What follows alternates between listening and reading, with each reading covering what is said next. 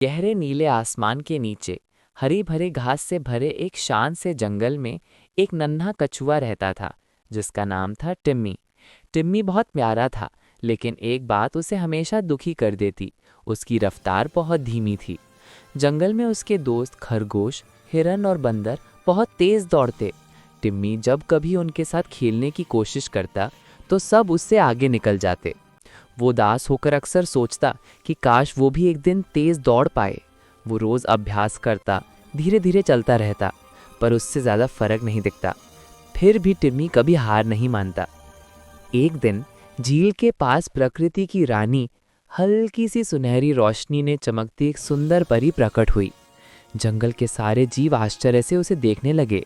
परी ने पूरे जंगल को एक चुनौती दी। उसने कहा कि जंगल के बीचों बीच एक बड़ी रेस का आयोजन होगा। जो उस रेस को पूरा करेगा उसे जंगल का सितारा का खिताब मिलेगा। सभी जानवर बहुत उत्साहित हुए। टिम्मी भी चुपके से लाइन में खड़ा हो गया। शायद पहली बार किसी चुनौती में हिस्सा ले रहा था। उसकी आंखों में उम्मीद थी। रेस शुरू हुई। खरगोश बिजली की तरह दौड़ पड़ा। हिरन छलांग पर छलांग लगाने लगा, पर टिम्मी, वह मजबूती से लेकिन बहुत धीरे धीरे अपने कदम बढ़ाता रहा। उसे छोटे छोटे पत्थरों को हटाना पड़ता, क्योंकि वे भी उसकी रफ्तार को रोक देते। बीच रास्ते में तेज धूप फैल गई। बाकी जानवर थक कर पेड़ों की छाया में आराम करने लगे। वे सोचते थे कि टिम्मी कब तक पीछे पीछे आएगा, लेकिन टिम्मी ने रुकना सही नहीं समझा, क्योंकि उसे अपनी मंजिल से ज्यादा खुद पर पूरा भरोसा था। वो आगे बढ़ता रहा, धीरे धीरे, एक एक कदम, पर बिना रुके। जब बाकी जानवर आराम कर रहे थे, टिम्मी लगातार आगे बढ़ते हुए उनसे आगे निकल गया। किसी को अंदाजा भी नहीं था। आखिरकार टिम्मी ने रेस पूरी कर ली, सबसे पहले।